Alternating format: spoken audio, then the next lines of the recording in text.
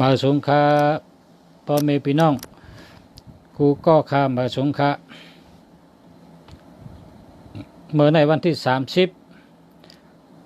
4 เดือน 2 แห่ง 19นะเมื่อพกในวันที่1เมื่อพกในเป็นวันที่เมืองไทยออกวันที่1วันที่16แต่มีสัตว์เทเกิดมาพาราเตอร์ก็เป็นสัตว์เทเมื่อพกนะพาราเตอร์ทีก็เป็นสัตว์เทเมื่อพกนะเมื่อพกวันที่1นะวันที่1วันที่16พาราปอกทีพาราเตอร์ทีนะก็ว่าปอเตอร์นำก็เป็นสัตว์เทก็เมื่อไหร่พอที่นอนผันหังเนี่ยก็นอนผันได้มานอนผันเนี่ยพอกนนับกนตอกได้ห้อมไปหันเพอมาเนี่ยเปิ้นว่าถี่เนี่ยนะผีงแต่พันเอาไว้ว่าพอสุนนอนเจ้านอนรับแต่พันหันไกแต่ออกข้างเนี่ยอย่าไปกระทำเปิ้นก็หู้เหมือนเฮาแกนะเปิ้นก็เหมือนเฮาก็เหมือนเปิ้นเผยก็หู้อ่ะก้อยกะก้นหมังก็เล่งผีอ่อนวอนเอา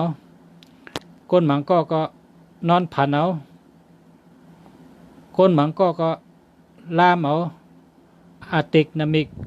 อันเลยเป็นข่าวลังเลยเปิ้นข่าวใหญ่เลยเปิ้นเนี่ยเอามาเฮ็ดอาติกนามิกจ้ามาห้างเผิงมันลามมาห้างเผิงมันลาม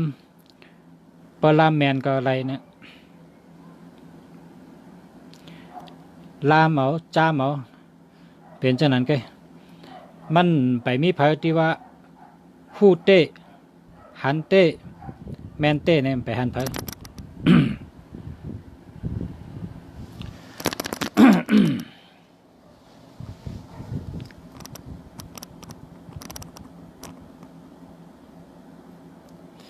มาด้วยหมายพงค่ะมาด้วยหมายพงค่ะด้วยหมายพง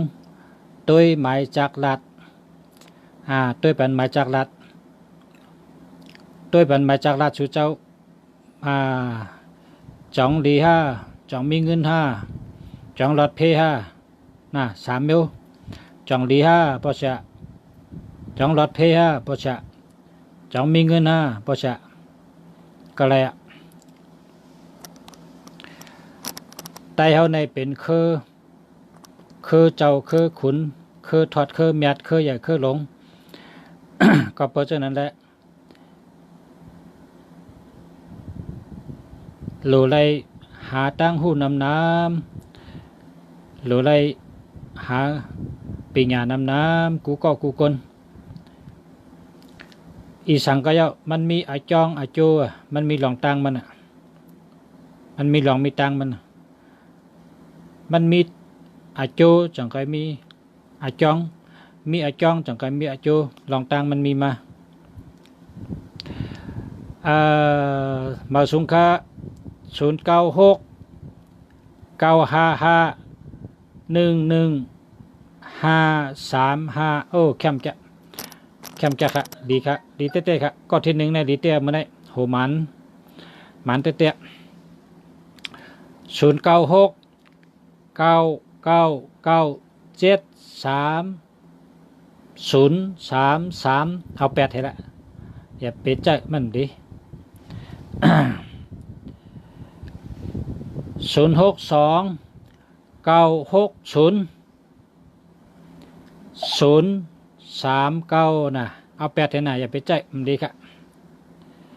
เอา8ให้ก็หาเหมือนกันเนาะ099-242-422-422อันนี้ก็หาเหมือนครับหาเหมือนกัน4224ในแคมมีเงินมีเงินดีตั้งหักดีก้อยกะ04ช่ำอยู่ในกลางมันนะป้อมมี04ได้แคมเจ้าเนี่ย085 3589371อันนี้มี37ค่ะเอา8เลยนะเอา8แล้วก็หามาแรงอ่ำดีคาลุง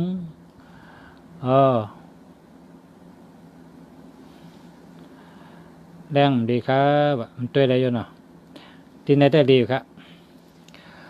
0992383896แค่มาค่ะเรียกค่ะ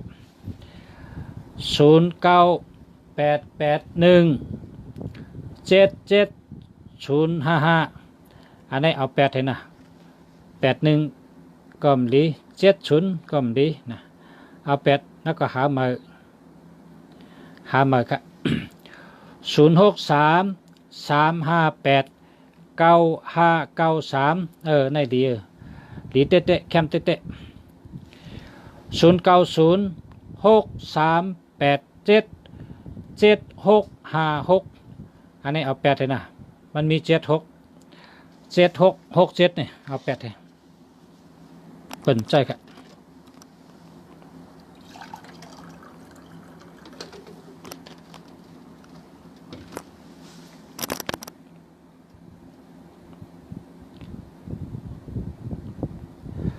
0946237278นะอันนี้ใจครับ37ได้เปิ่นใจ372เนี่ย8แต่ห้ามา0943628699แคมเตะค่ะลีเตะค่ะลีเตะค่ะแคมเตะ0947187159นะอันนี้เนี่ย18ในไรสตี้18เนี่ยงา8งาแหลนนะครับ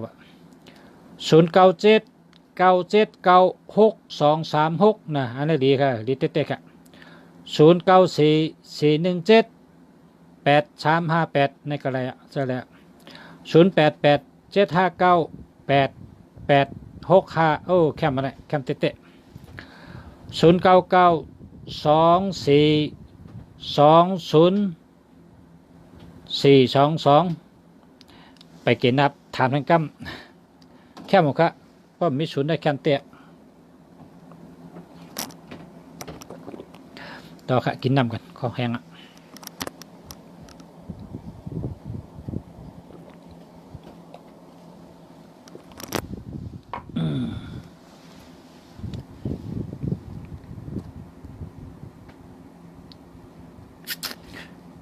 0618546617นะเพราะมี18ในสตี้18นี่นะเปิ่นใจ0633187828นะเพราะมี18ในสตี้18 122113311881อันนี้เปิ่นใจเปิ่นเอาเปิ่นใจเปิ่นตื้อ0991925789นะแคมเตะดีเตะ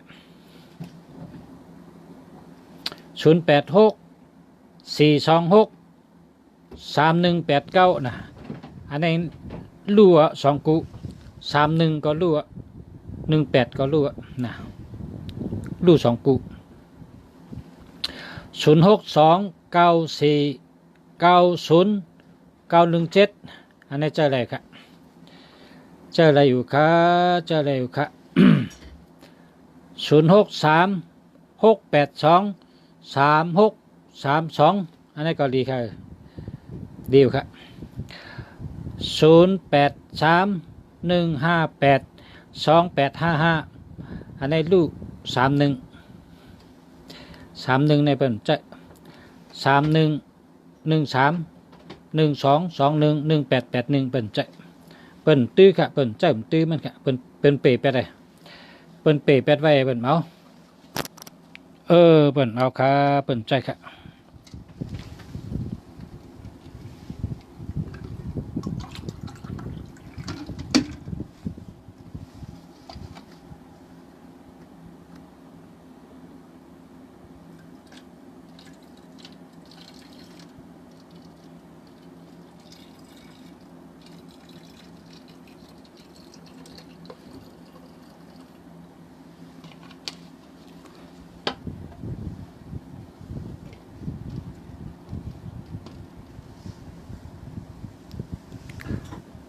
อ่ำดีจังใจครับ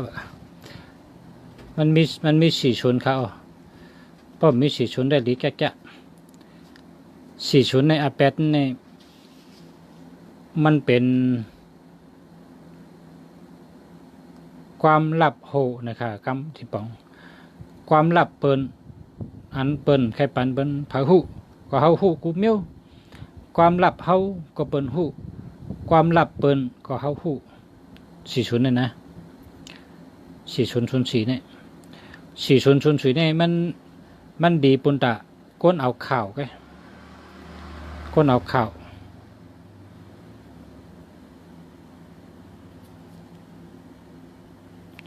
ก้นเอาข่าวนะสี่ชุนสี่นี่ดีแต่ก้นเอาข่าวเงาอันเป็นว่าข่าวลับๆเนี่ยข่าวหู้กุมเมียวข่าวเฮาก็เป็นหู้ข่าวเปิ้นก็เฮาหู้นะสี่ชุนสี่นี่ข่าวลับเนี่ยหู้กุมเมียวหนึ่งเปิ้นโกหู้มันช่ำแฉนหู้หนึ่งเปิ้นโกหู้มันทำเลิกหู้ดีอามแกเพราะว่าตัวสี่นี่แตนหลีกลายข่าวเงาตั้งหลัดตั้งจ๋าเพราะสี่ชุนเนี่ยมาจับใส่เพื่อไหนชุนสี่ชุนมาจับใส่ก็ให้เป็นหมดอะนะตั้งหลัดอันให้ข่าวอันให้หลีกลายอันให้ตะกะอันให้นั่นมาอยู่ที่สี่ชุนนั่นก็เพราะฉะนั้นแหละสี่ชุนในมันดีห้าเนี่ยมันก็หลุดให้แมนติใจเองไงเพราะแมนติใจเองก็รีวปุ่นตะก้นเหตุการณ์ทอรันเย่ได้รีก้นเอาข่าวเอาเงาได้รีเพราะก้นหาเงินได้ดีนะเปิ้นก็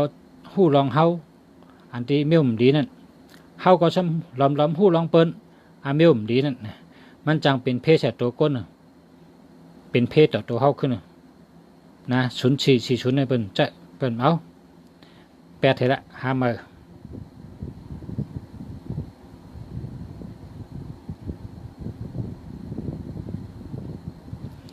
095 368 5824อันนี้ดีครับอันนี้ดีเตี้ยๆครับน่ะดีอะไร062 938 6335นี่ก็เจอแล้วครับ094จะกันโตครับ099 441 0327อันนี้มันดีครับหามาครับ099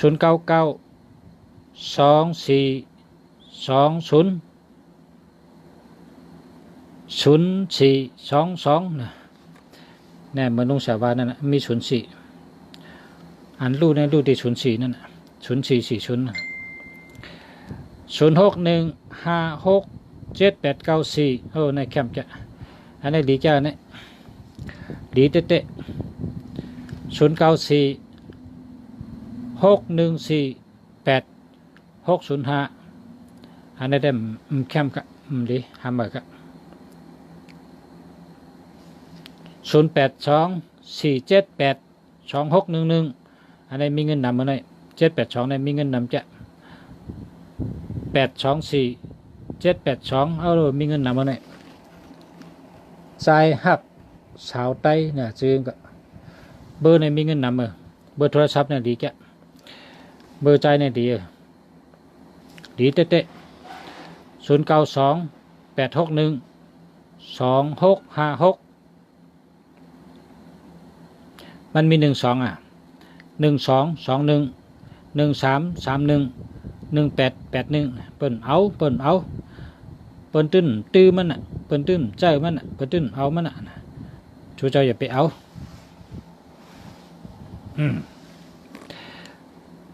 เบอร์โทรอันใดจองดี5ลุงฉลา094 6327278มันมีเงินค่ะ27เนี่ยมีเงินค่ะ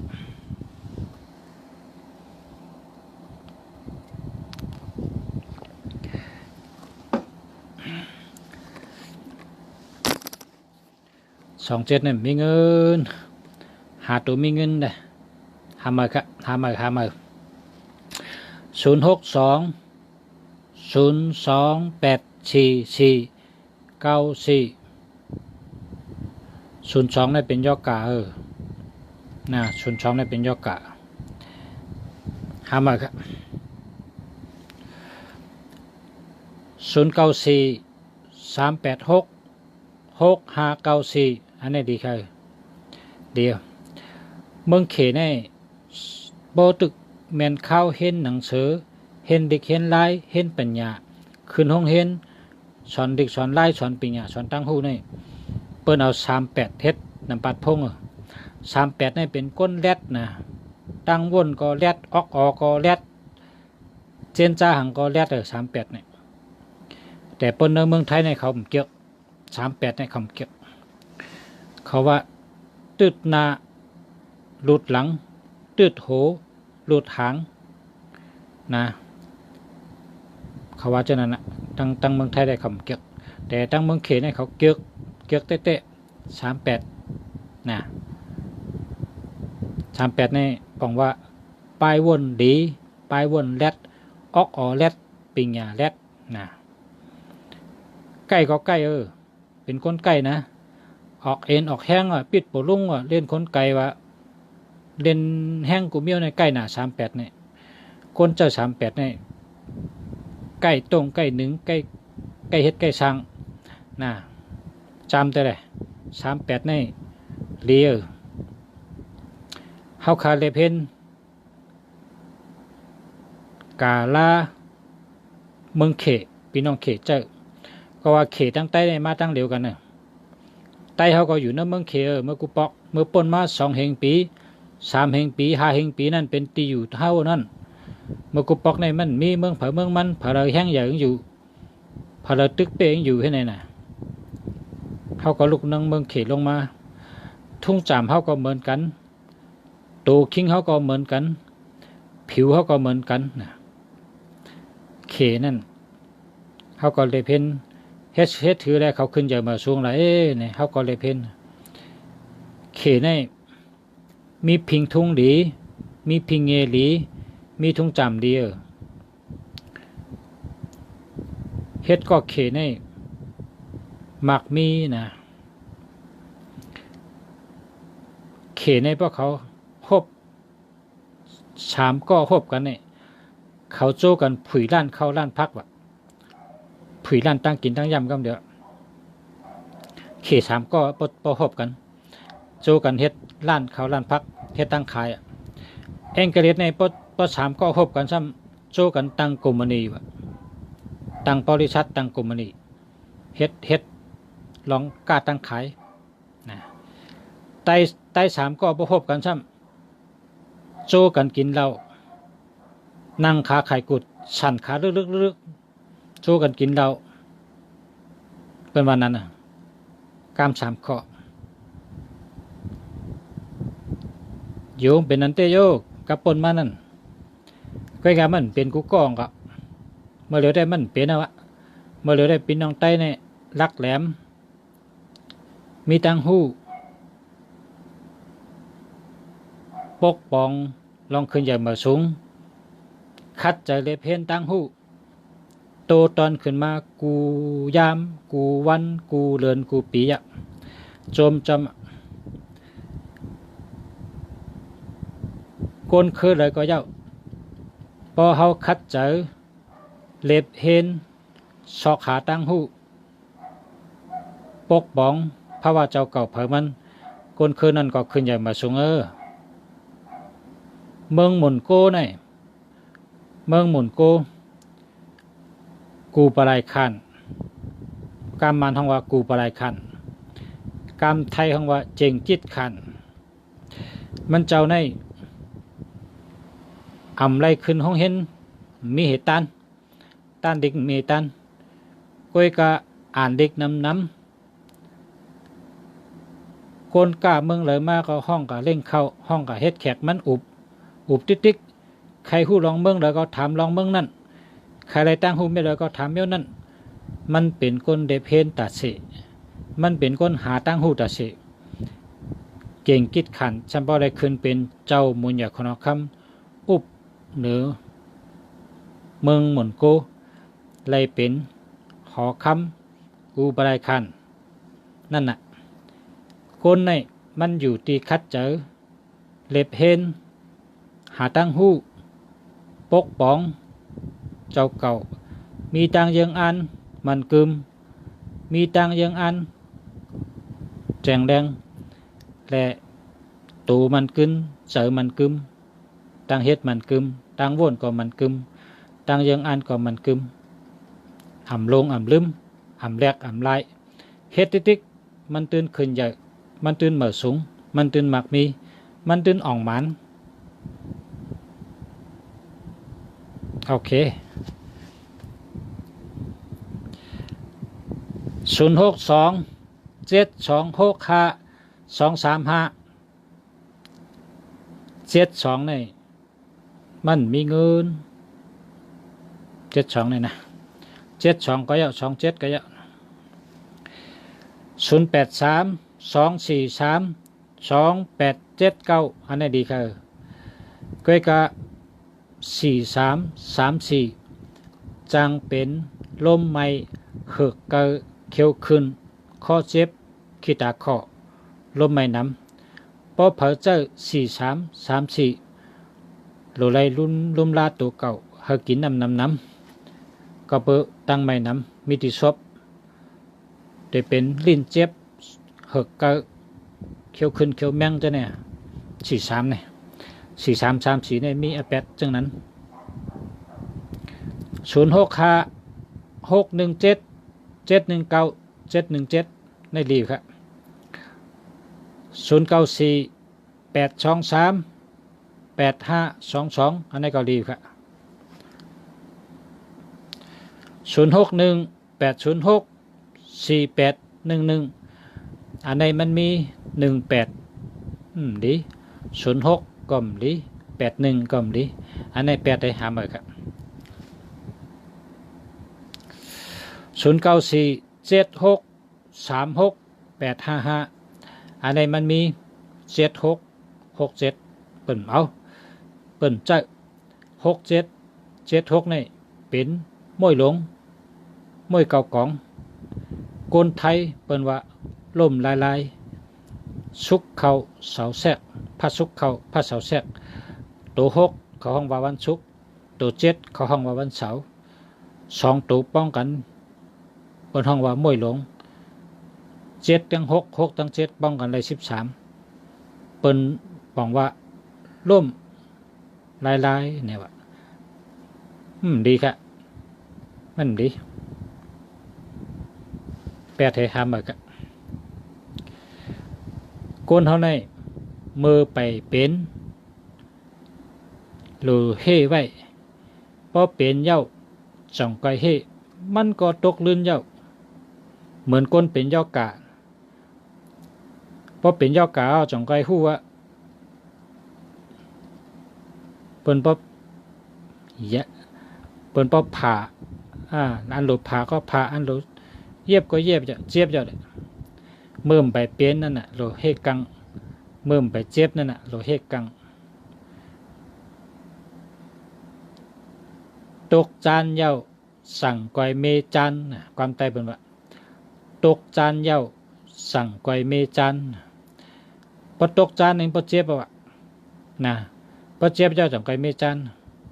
ตกลื่นเนี่ยเมื่อไปตกจานนั่นกะโหลเมสืบผักมันห้าโหลเมอันกังมันห้าเมมัดเม็ดดอกให้แคมห้าให้มันกึมห้านะเมเมื่อไปลู่หมายจากราชชูเจ้าก็เหมือนกันอ่ะเมื่อลุงเสียราชว่ามันดีเมื่อซุ่มไปเป็นช้างนั่นกาก็ไปผ่ารถก็ไปผ่าเงินคำก็ไปซุ่มย่อกาก็ไปเป็นเมื่อนั่นน่ะโหลเมพอกาผ่าเย้ารถปินเย้าเจี๊ยบเย้าเป็นเย้าซุ่มเย้าจังก้อยเฮ็ดจังก้อยเมเนี่ยมันก็ตกลื่นเย้ามันตันเย้าอันนุ่งเสียว่ามันดีนั่น1221131118816776ว่ากูวันอันดีในมีนำนะอันดีมีนำนะ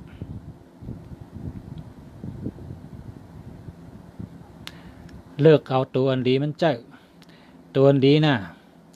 1551144119912442288226626882266886ชื่อในว่ามาในหลีเตเตหลีกูเมลการเงินก็หลีป้ายอยู่ดีก็หลี9669ในตัวเกี่ยวใจก็ตัวก็เกี่ยวใจก็เกี่ยวนะคนเฮาในหรือว่าใจเกี่ยวเพราะใจเกี่ยวนานตายนานเท่าโปตอซาเยอะเจอปิดเจอแก้มเจียวตายเจียวเท่าในเมืองเขในกูบอกในมีคนจือหลังสองก็คนนั้นจือหลังกองนะจือว่าเขียวก่อแหลงเขขาวห้องยูก่อแหลง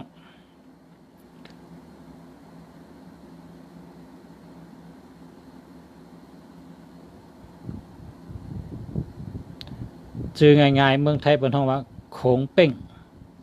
หลังน่ะหลังที่หนึ่งเป็นคนหลังก้อนหนึ่งก้อที่สองซ้ำสุมาอิเป็นคนหลังเหมือนกันเป็นคนแรดเหมือนกันเป็นคนลักเหมือนกันเป็นผู้อ่อนโหเจ้าซึกหลงจอมซึกหลงเหมือนกันมีบารมีมีอำนาจมีน้ำกัดเหมือนกันก้อยกาก็อันจะลำง่ายวนตาเตเป้เปิ้นอยู่ตาเสเจอไม่ใครวางแผนตาเป้เปิ้นอยู่ตาเสก็เจอไม่เอาตั้งไม่ใส่ตัวน้ำตายอาศัก50/4ก็อาศัก54ตายคนเจอไม่หังไม่จอมปุนพรหนังฮือเตเป้ผู้แข่งมันหนังฮือเตเป้เป็นวางแผนอุตาเสวนอุตาเสนอนเก๋เฮ็ดกันน้ำพักผ่อนหรือเฮอเก๋เฮ็ดกันน้ำเจนจานำไก่ต่อซาออกไก่ใจอำนาจก็เบอร์วนนำนั่นแหละอาศักเจ้าปัดสุมาอีทำยังสุมาอีในเป็นคนอ่ำบนน้ำมีความหาคอไงปักเปิงอันมันยิบในมีหาคอไงมีหากรรมไงนะมันบนน้ำมันเจนจานน้ำมันทำอาศักยาวนะพอเปิ้นถามว่าก็จ่องลีฮะในแต่จื้อกับลิงเปิ้นต่างบันจื้อหมาจิ้งจอกเท่าเนี่ยวะเปิ้นต่างบันจื้อมันก็น่ะอาศักยาวแกกำลุนชุดเนี่ยมันเป้เปิ้นเป้เปิ้นหมดนั่นโกนเท่าในหรือเจอเย็นเจอยาวหรือว่าเจอเกี่ยวไว้เจอเกี่ยวพอเจอเกี่ยวตัวหนุ่มฮอตที่เลยก็ไว้เจอเกี่ยวอยู่ที่เลยก็ไว้เจอเกี่ยวไว้เจอมนเชื่อก็นั่นอาศักยาว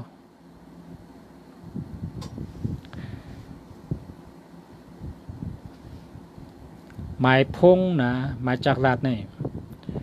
พอมันมีตัวอ่ำลีนั่นก้นเจอมันก็เจอทุกขะนะพอมันมีตัวลีนี่ก้นใจมันก็เจอเกี่ยวเจอเชื่อจำได้เลยจำด้วยตัวทบพังเพิงมันน่ะเกาหกเกาเกาหาเกานี่จำได้แหละเจอเกี่ยวเจอชื่อนะ46649669นี่เจอเกี่ยวเจอชื่อนะ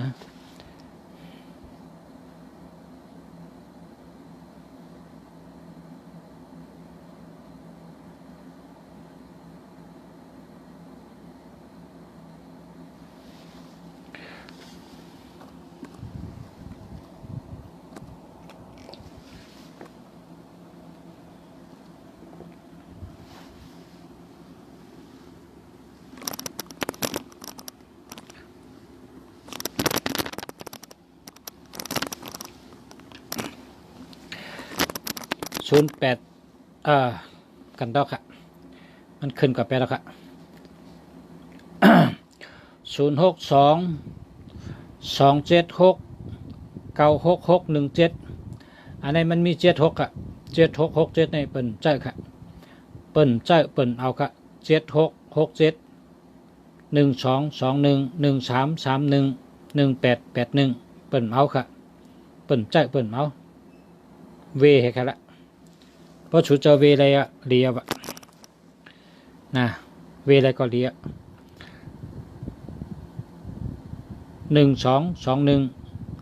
1331 1881 7667เวให้ค่ะละเวไกลๆอย่าไปเอาอย่าไปตื้อมันพอมีอยู่ก็เอา8ให้แลกให้0897003483อันนี้มันมีเงินค่ะมันมีเงินลุงเสลุงดูมันมีเงินค่ะ70เป็นก้นเป็นขึ้นเป็นแข็งเป็นเน็ตเป็นหนา03 34 48 83มันมีเงินให้โตกำเดียวตัวเงินป้าให้โตเพราะสุเจ้าเคยมีเงินใน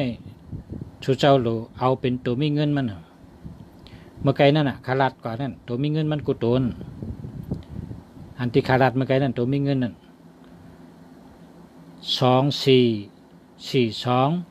2662 2882 3663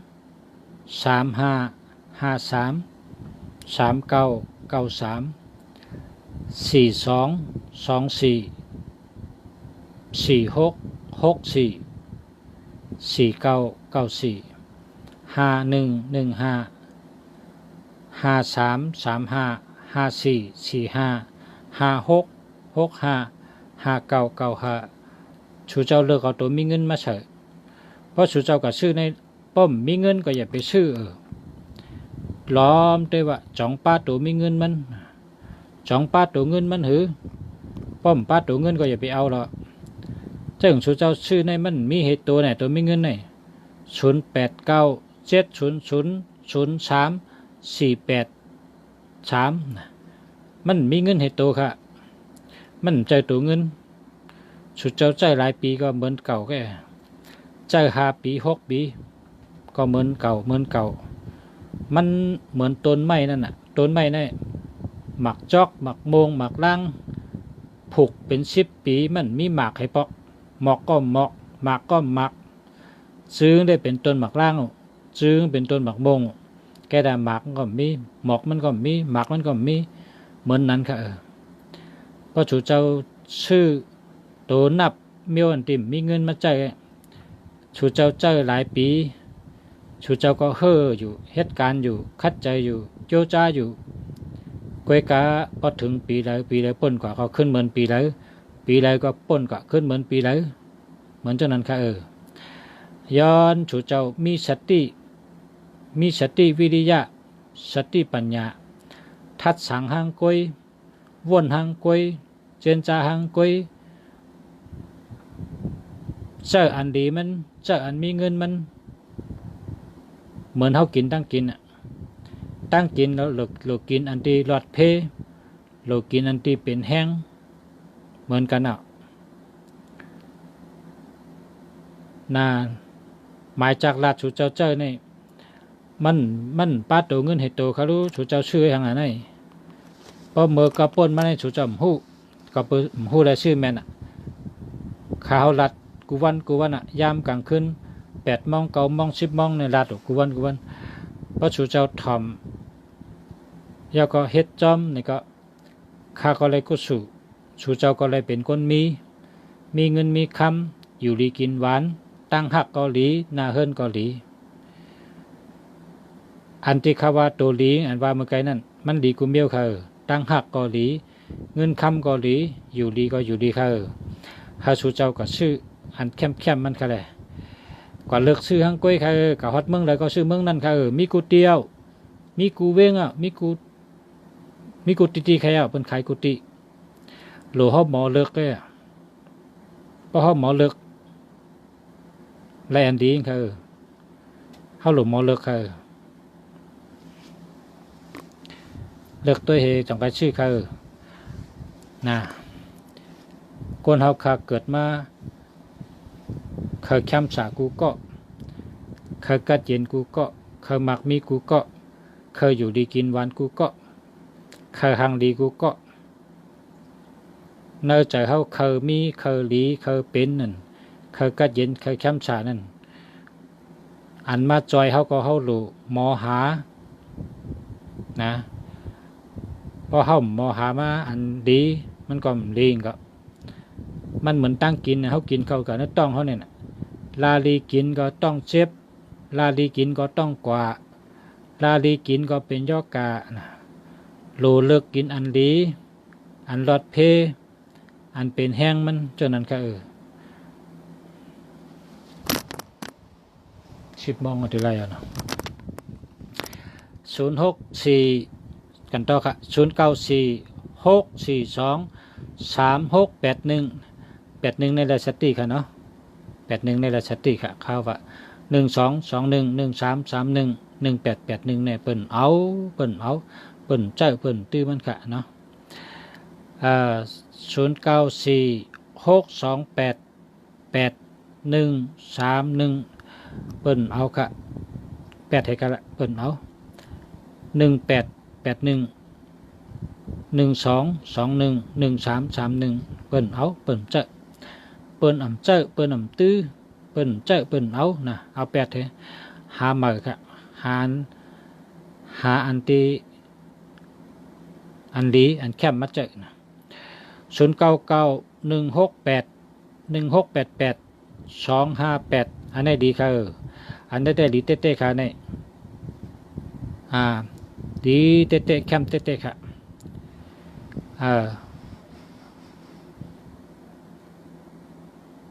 ในแต่ดีกุโตค่ะ0991688258นะ1688ในสัตเทต่อโจต่อปันนะความชื้นก็ว่าลอยอย่างเดียวมักมีอย่างเดียวกามไตในปังว่า1เป็นที่1 6ปังว่าง่ายกูเมียว6ในง่ายกูเมียว8ปังว่ามักมี8ปังว่ามักมีนะ1688อันในแคมป์กันเนี่ยเจ้าชื่อว่าก้นหมอกนะก้นฉดในปังว่าหมอกมันจึงร้อนปกนั่นหมอกขึ้นมาสุงค่านะเจ้ากันอินกันเนาะเจ้าชื่อว่าก้นดอดแล้วนะไปมีเจ้าของนะห้องก้นหมอกนะก้นฉดการไตว่าหมอกความไทยแดงป่องว่าดอดแล้วนั่นนะไปมีกูค่าเจ้าว่าฉดคนไตในดอดแล้วค่า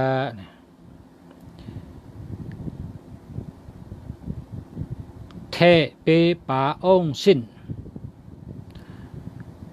0946423681 81เนี่ย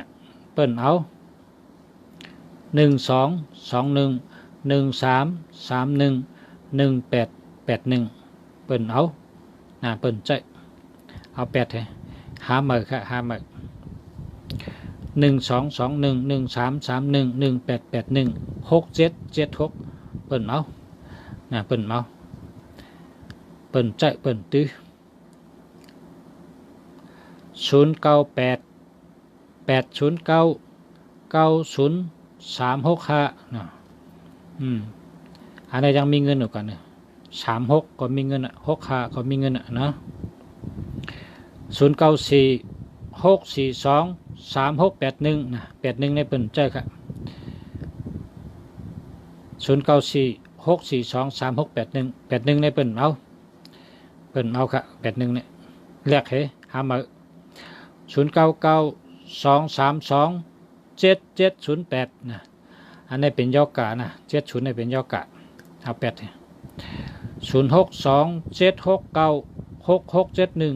อันนี้เปิ้นใจเปิ้นเอานะ76ในเปิ้นเอาก็หามาคั่นน่ะหามาหารแคมๆน่ะ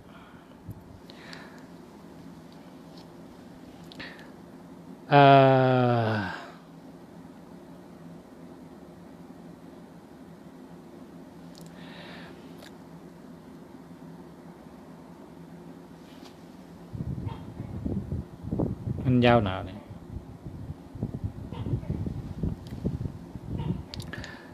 0626740969มันมี67พอมี67เนี่ยเราเรียกไว้ๆอ่ะ67เนี่ยเราเรียกไว้ๆนะ0989338120อันนี้มันดีเอา8ให้ละหามาค่ะ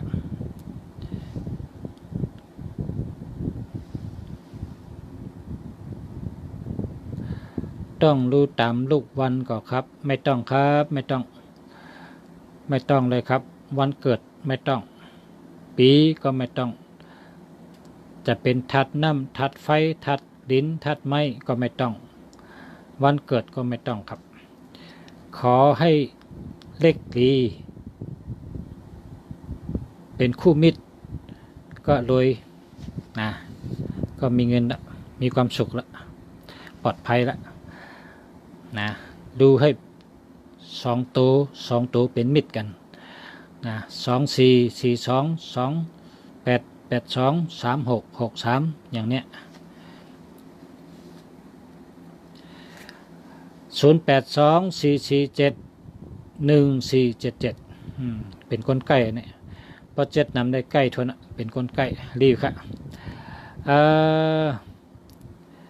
0813909711ผู้หญิงหามาค่ะ0626740969หามาค่ะนะหามาหารแคมๆค่ะ0627696617มันดีค่ะ76ในเปิ่นใจค่ะเอา8หามาค่ะ0828968295เจ้าแล้วค่ะเรียวค่ะ0887586957ในเกาหลีค่ะ0942599586ในเกาหลีค่ะดีค่ะ0990857115ได้ค่ะเจอแล้ว0992359520อันนี้หาเหมือค่ะ0813907711อันนี้ก็หาเหมือค่ะเนาะหาเหมือค่ะ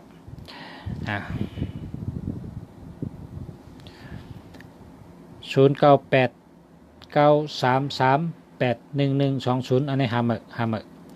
ดีค่ะ0824471477เดี๋ยวใจได้เป็นคนใกล้ได้ใกล้ทนเอาได้ก็ในใกล้ป้อมลืมเช่ากะนะ47ในใกล้ทน7อะไรก็ใกล้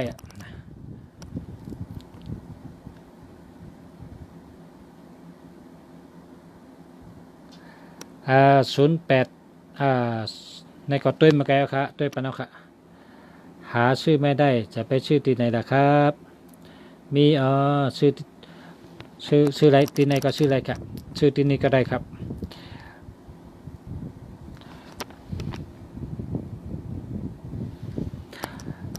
อันไหนก็ตุ้ยเอาค่ะอันไหนตุ้ยไหลกำเอาค่ะเนี่ยเขาต้องค่ะเพราะข้าอ่านนะค่ะต้องค่ะ0628426624อันนี้ลีเต้ๆค่ะเนี่ยลีเต้ๆค่ะลีเต้ๆค่ะ0628286478ลีเต้ๆค่ะลีเต้ๆค่ะลีเต้ๆค่ะ0617166323นี่ก็แคมมาค่ะเดียวค่ะเลี้ยวค่ะ0873355497อันนี้มี73ครับว่ามี73ในหาใหม่ครับเนาะ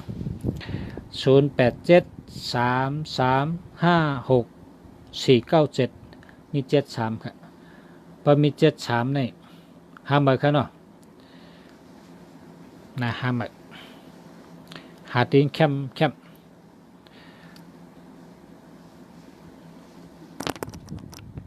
หาตีลีข้าวยามเต็มแล้วค่ะ10 โมงแล้วค่ะพอไม่พี่น้องเขาแต่ก็กูก็ค่ะยินดียินจมค่ะเกจูใหญ่ค่ะตีมาเฮ็ดก็กันอยู่จอมกันข้าวตัง1 ชั่วโมงกูวันยินดียินจมค่ะขอบใจอย่านำค่ะเอาตั้งหู้แจกมังแม่งบันกัน1ก็หู้1อัน1ก็หัน1ลองสูเจ้าก็เป็นก้นหู้กูก็สูเจ้าก็เป็นก้นแรดกูก็สูเจ้าก็เป็นก้นลักแหลมกูก็ลักยาวลักแทงแรดยาวแรดแทงหู้ยาวหู้แทงตั้งหู้ในโหลมีน้ำกูไปกูลองกูเมียวโหลหู้ไว้นะคัดใจเฮหู้อย่าไปอยู่ไรนะอย่าไปอยู่ไรคัดใจหาตั้งหู้คัดใจหาปัญญาหาเงินหาตั้งหู้หาปัญญามีสติวิริยะมีสติปัญญาอย่าไปหลงตัวลืมคิงอย่าไปอยู่เจริญจระอย่าไปอยู่เมากินมังข้าวยามมีกาขันอันป้นกว่านั้นอย่าไปว่นมันป้นอย่าเอาขึ้นได้มือนามากูเป็นจังนั้นกูเป็นจังไหนอย่าไปว่นละมันมาไปถึงอันเขาหลว่นมือเหลียวในยามเหลียวในอันเขาหลว่นหลเฮ็ดหลสร้างเฮาลาดดีเฮาเฮ็ดดีเฮาว่นดียามตัวเหลียวนี่แหละปัจจุบันนี่แหละอาเย่ใหญ่เฮเปิ้ลมาสุงคาพอมีพี่น้องเขาค่ะมาสุงคาเขาเสียกุ้งเมืองดีจังไหมเขาหดทับเขายาม8 โมง 9 โมงถึง 10 โมงนะครับพอวันเขาตัวตันก็ออกมาลัดต่อกันค่ะเนาะยินดีค่ะมาสุงคา